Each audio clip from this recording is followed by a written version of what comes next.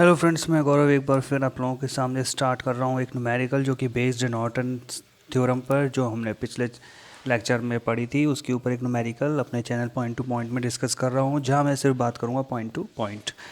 ये जो नेटवर्क आपको गिवन है इसके एक्स वाई टर्मिनल के अक्रॉस आपको Norton equivalent circuit find out करना है, यानी कि एक्स वाई टर्मिनल जो आपको दिए हुए हैं यहाँ पर आपको उस वहाँ से नॉर्टन इक्विवेलेंट सर्किट आपको फाइंड आउट करना है। तो इसमें जो फर्स्ट स्टेप हम यहाँ पे यूज़ करते हैं सॉल्यूशन की। Okay, so let start the solution. Solution की जो फर्स्ट स्टेप है वो फर्स्ट स्टेप है कि आप दोनों टर्मिनल्स में, यानी लोड रेजिस्टेंस अगर गिवन है लगा हुआ है एक्स वाई टर्मिनल पर तो उसको रिमूव करना है, और अगर नहीं लगा है तो पहले से ही रिमूव है। इसका मतलब आपको वो काम तो नहीं करना क्योंकि यहाँ पे लोड रेजिस्टेंस तो नहीं है, लेकिन एक्स वाई टर्मिनल को शॉर्ट करना है। तो यहाँ पे मैं लिखूँगा सिर्फ कि शॉर्ट एक्स वाई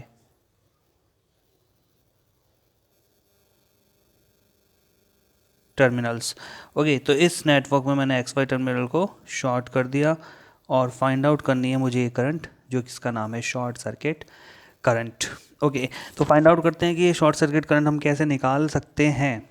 ओके, पूरे नेटवर्क में कहीं ना कहीं ग्राउंड होता है, तो लेट्स से कि हमने माना यहाँ पर ये पॉइंट है 0 वोल्ट। ओके, अगर ये पॉइंट 0 वोल्ट है तो यहाँ पे भी कौन सा पॉइंट होगा 0 वोल्ट। ओके, यानी कि ये पॉइंट होगा 0 वोल्ट। ओके, तो ये पॉइंट का वोल्टेज क्या होगा, ज़ीरो तो नहीं होगा, लेट्स से इसका पॉइंट का वोल्टेज होगा V, और मैं अप्लाई कर रहा हूँ सेकंड स्टेप में। नाउ अप्लाई नोडल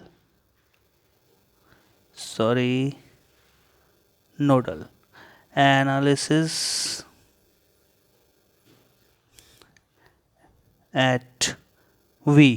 इस V यहाँ का V मैंने पॉइंट जो माना है वहाँ का वोल्टेज V मान लिया है, वहाँ मैं नोडल एनालिसिस अप्लाई करता हूँ। तो नोडल एनालिसिस के अंदर इस डायरेक्शन में कितनी करंट जा रही है, इस डायरेक्शन में कितनी करंट जा रही है, और इस डायरेक्शन में कितनी करंट जा रही है मुझे निकालनी है।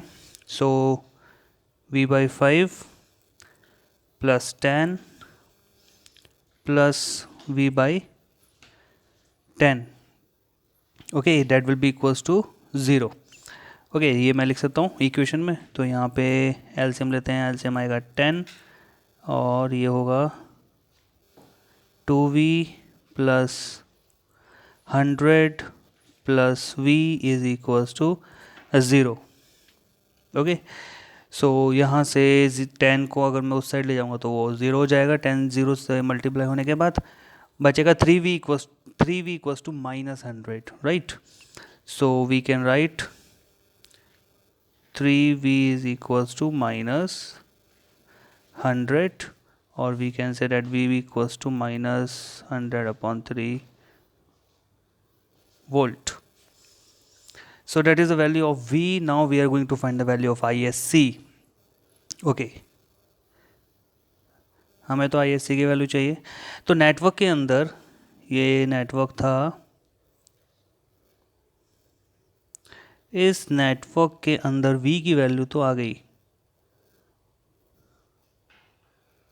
ये शॉर्ट सर्किट। ओके, तो ये करंट मुझे फाइंड आउट करनी है। यहाँ के पोटेंशियल की वैल्यू मेरे पास आ चुकी है। Okay, this is 5 ohm, 10 ohm and 10 ampere. Okay, ये वैल्यू हमारे पास है, थोड़ा सा एक्यूरेट लिख देते हैं, that is 10 ampere. Okay, so ISC कौन सी करंट है, देखिए आईएससी करंट यहाँ से एंटर होती है, यहाँ से लीव होती है, राइट। ओके, यहाँ का वोल्टेज हमने कितना माना है 0 वोल्ट। तो voltage on 5 ohm that will be equals to ISC multiply by 5। ओके, और जो 5 ओम के रजिस्टर पे जो वोल्टेज है वो वोल्टेज क्या है, this voltage is equals to -V, यानी कि नेगेटिव में वो वोल्टेज जो हमने नोडल एनालिसिस से फाइंड आउट किया है। अब क्वेश्चन ये उठता है कि ये जो वोल्टेज है ये -V क्यों हुआ। देखिए, हमने यहाँ से करंट मानी थी फ्लो होती हुई इस डायरेक्शन में जब हमने नोडल एनालिसिस लगाई थी, लेकिन आईएससी करंट को देखा जाए तो वो जा रही है नीचे से ऊपर की तरफ, यानी हमारी डायरेक्शन के अपोजिट, इसलिए हमने यहाँ पे v की जगह -v लिया है। ओके, तो -v की वैल्यू हमारे पास है, -v की वैल्यू अगर हम बात करें डेट विल बी 100/3, ये -v की वैल्यू होगी, और ये किसकी इक्वल होगी, डेट विल बी ISC × 5। ओके, तो यहाँ से हम ISC की वैल्यू निकाल लेते हैं। सो ISC विल बी 5 से 100 जाएगा 20 times upon 3, so your ISC will be 6.67 ampere. So that will be the value of ISC. Now अब हम निकालेंगे वैल्यू RTH की। जो अगली स्टेप है वो है कि find the value of RTH। So step number 3, find the value of RTH की वैल्यू के अंदर अगर करंट सोर्स आपको दिख जाए, जैसा कि मैं बता चुका हूँ करंट सोर्स, और ये करंट सोर्स इंडिपेंडेंट होना चाहिए, तो वो क्या हो जाएगा, ओपन। ओके, तो हमारे इस नेटवर्क में करंट सोर्स दिया हुआ है, उसको हमने कर दिया ओपन। ये है 10 ओम का रेजिस्टेंस, ठीक है, बाकी है 5 ओम का रेजिस्टेंस, और अब हमें निकालना है RTH। तो आप देख सकते हैं कि इसके अंदर ये 10 ओम और ये 5 ओम सीरीज़ में है, तो आप लिख सकते हैं RTH की वैल्यू सीधे सीधे 10 + 5 डेट विल बी 15 ओम, क्योंकि सीरीज़ के अंदर हम जानते हैं वो क्या होता है, रेजिस्टेंस सीधे सीधे ऐड हो जाते हैं। तो हम कह सकते हैं 10 + 5 that will be equals to 15 ohm. तो नॉट एन इक्विवेलेंट सर्किट हमारे पास ISC और RTH दोनों आ चुका है, तो हम इसको बना सकते हैं। सो नॉर्टन इक्विवेलेंट सर्किट